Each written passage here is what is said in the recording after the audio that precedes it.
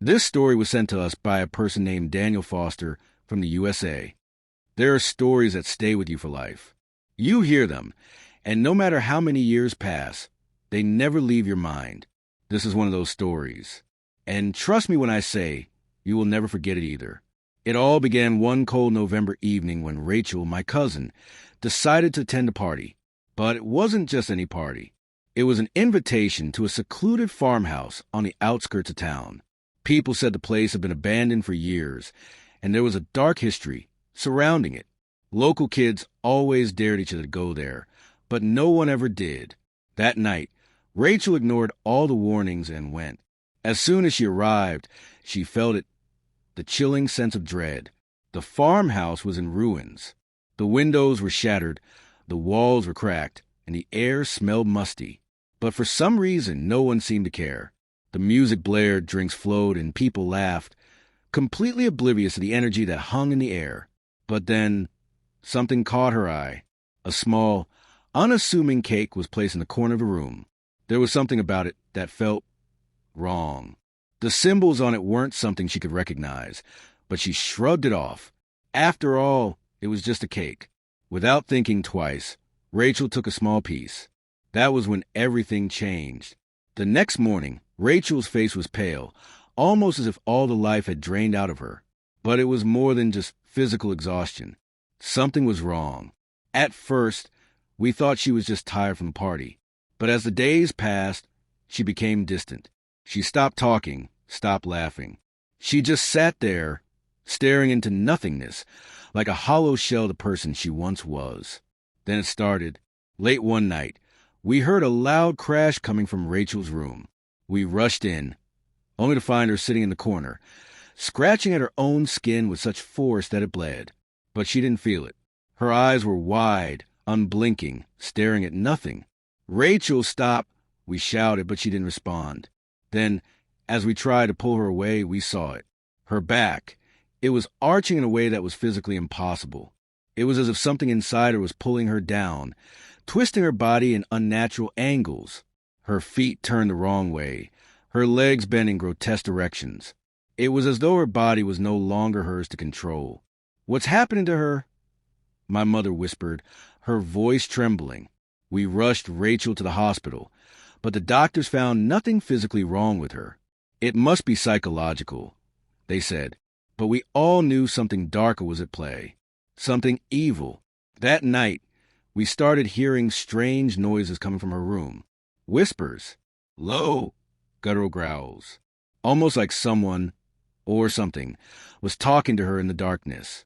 The room grew colder every time we entered, and a foul, decaying smell would fill the air. It was like a presence was lingering, something that didn't belong. Rachel's condition worsened. She began to speak in a voice that wasn't hers, her words sharp and cold. She would look at us and smile. No, not smile, grin, but it wasn't a smile of comfort. It was the kind of grin that made your stomach twist. Her eyes would roll back in her head, revealing nothing but the whites of her eyes. She would mutter in strange tongues, her voice coming out in a language none of us could understand. We tried everything. We performed rituals, said prayers, but nothing worked. The more we tried, the worse it got. One night, when I looked through the crack in her door, I saw something that made my heart stop. A figure, a shadow. It was standing in front of Rachel, but it wasn't human. Its features were distorted. Its body was twisted. It had no face, just a dark void. And Rachel, she was smiling, no, grinning. But it wasn't Rachel anymore. She stood up from the bed, her body moving like a puppet on strings. Her hands twitched unnaturally, and her head turned in ways no human neck should be able to.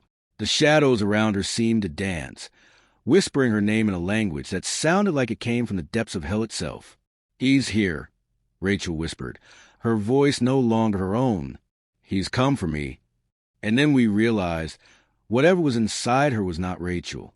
It was something far worse. That's when we called Lucas. Lucas was a former student of my father. He wasn't just any normal person. He had a deep understanding of spiritual matters. He dealt with things that most people couldn't even begin to comprehend. When Lucas entered the house, I saw something I'd never seen before. Fear, Lucas was afraid, and that was not something I ever expected to see from him. "This place, it's cursed," he whispered, almost himself. We led him to Rachel's room, and as soon as he stepped inside, he froze. His eyes went wide with terror.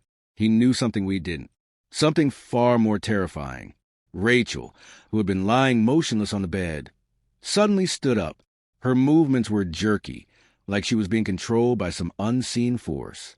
Her eyes were pitch black. No whites, just black voids. "This isn't Rachel anymore," Lucas muttered.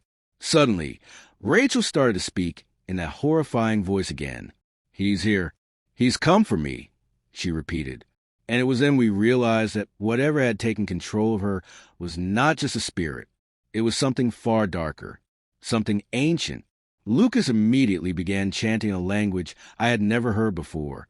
His voice was steady, but his hands trembled. And then it happened. A loud, shrieking noise filled the room. The walls shook violently, and the floor beneath us trembled. The room was filled with smoke, so thick that we could hardly see. The temperature dropped to freezing, and the air became suffocating. We could hardly breathe. Then the loudest, most horrifying scream erupted from Rachel's mouth. It wasn't human. It was a sound of pure agony and terror, and I could feel it in my bones. It was a scream that seemed to tear through time and space itself. But just as suddenly as it started, the scream stopped. The room became eerily still. When the smoke cleared, Rachel was lying unconscious on the floor. Her body was back to normal, and the strange blackness in her eyes was gone. Lucas stood there, breathing heavily. "It's over," he said, his voice barely above a whisper. Rachel awoke hours later. Her skin was back to its normal color, and she looked normal. But there was something about her. A change. A deep, unshakable fear in her eyes. We didn't speak of that night again. Rachel never mentioned it. None of us did. But we knew that what we saw, what happened to her, was something we couldn't explain, and something we hoped never to encounter again. But Lucas, before he left, warned us, some things never go away.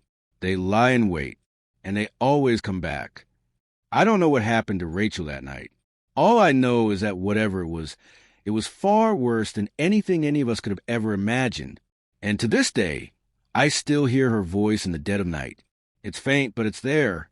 A whisper that comes from the shadows. He's still here, waiting. The end. This story was sent to us by a person named Samuel Roberts from the USA. I'll never forget the night my sister, Emily, went missing. It started off as a typical Friday evening, just like any other. I was at home, alone in my room, scrolling through social media when I got a text from Emily. She said she was going to a party, but this wasn't just any ordinary party. It was hosted by some of her new college friends at a remote cabin deep in the woods. "You should come with me," she had said. "It'll be fun."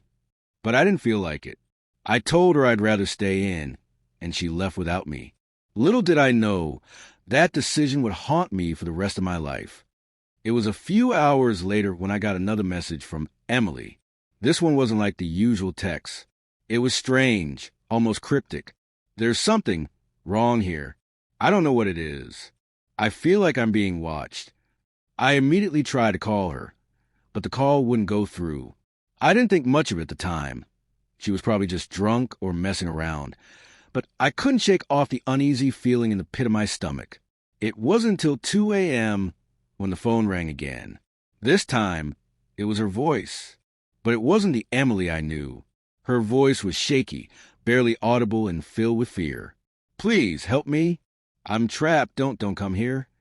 The line cut off abruptly, and I rushed to grab my keys. I drove as fast as I could, heading out toward the cabin. The roads were winding and barely lit, and with each mile, the trees seemed to close in around me. I thought about turning back several times, but something kept pushing me forward. My mind raced. What had happened to Emily? Why hadn't she answered my calls? I finally reached the cabin, or what was left of it. The place was in disarray. The windows were shattered, and the door hung on one hinge. It looked abandoned, like no one had been here for years. But I knew my sister had been inside just hours ago. I called out for Emily, but the only response was a wind howling through the trees. I stepped inside, and immediately the temperature dropped. A chill ran down my spine. As I explored the house, I began to hear something, a low, guttural sound. At first, I thought it was just the house settling, but then I heard it again, a whispering voice, just on the edge of hearing. I couldn't make out the words, but it sent shivers down my spine. My heart pounded in my chest as I followed the sound, step by step, through the dark hallways. The deeper I went into the cabin, the more I realized something wasn't right. The air grew thick, heavy with an oppressive force. It felt like I was being suffocated by the darkness itself. I reached the basement door. The whispering was louder now, coming from below. My legs felt like lead as I descended into the pitch-black darkness. I pulled out my phone to use its flashlight, but the light flickered and went out. Panic gripped me, and I fumbled for the door. I didn't want to go any further, but something compelled me to keep going. Down in the basement, I found something I wasn't prepared for. A ritual circle was drawn on the floor, covered in what looked like blood. Candles, old and burnt down to stubs, were arranged around the edges. At the center, there was an old, worn-out mirror. It was cracked, but there was something about it that felt alive. And standing in front of it, staring into the glass, was Emily. Her body was stiff, her face blank, as if she were in a trance. Her eyes were wide open, but they were empty, black, soulless eyes that looked like they had seen too much. "Emily!" I screamed, rushing toward her, but as I stepped into the circle, something strange happened. The air grew colder. The shadows twisted and shifted. The mirror, it moved. The reflection of Emily in the mirror was no longer her. It was something else, something dark. "Run!" Emily's voice came, but it wasn't her voice. It was a deep, growling voice that made the hairs on the back of my neck stand on end. Before I could react, the ground beneath me shook violently, and the mirror cracked open, a dark mist pouring out. A figure stepped out of the mist, tall and shadowy, its form indistinct, but its presence unmistakably evil. I tried to reach for Emily, but she was no longer there. The figure grabbed me by the throat, lifted me off the ground. Everything went black. I don't know how long I was out. When I came to, I was lying on the floor of the basement.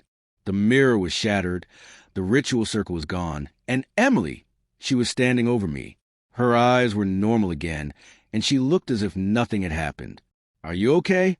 she asked, her voice sweet and innocent, but I could see it. I could see it in her eyes. Something had changed. Emily wasn't the same. She didn't seem human anymore. "You were gone," I whispered, my voice trembling. "Where did you go?" Emily smiled, but it wasn't a comforting smile. "I never left, brother. I'm always here." And then, in the reflection of the broken mirror, I saw it. Her reflection was still staring at me with those black, empty eyes. To this day, I can't explain what happened that night. I don't know where Emily went or what she became. But I do know one thing. She's still out there, and every time I look in a mirror, I wonder, will I see her staring back at me again? The end.